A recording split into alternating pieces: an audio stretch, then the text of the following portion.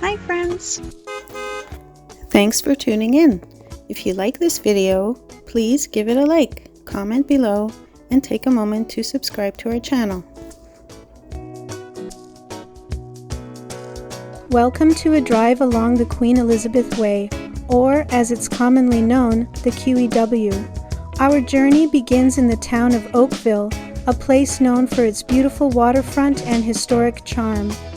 Oakville was founded in the early 19th century and has grown into a vibrant community with a mix of small-town feel and modern amenities.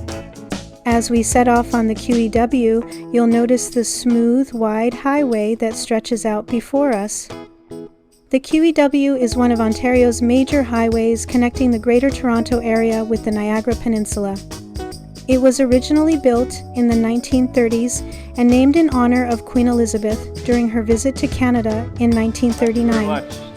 Over the years, the QEW has been expanded and improved to accommodate the growing traffic and the needs of the region.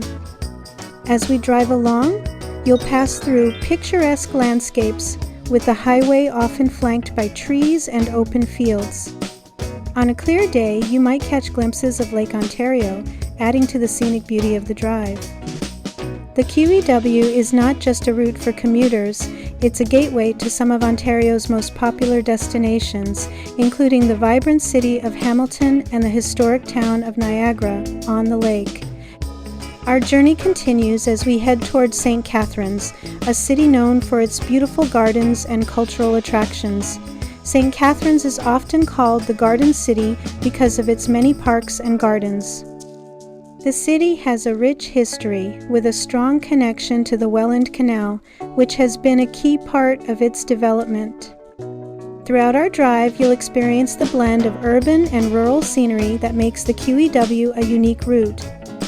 It's a journey that offers both convenience and a chance to appreciate the natural and cultural highlights of Southern Ontario.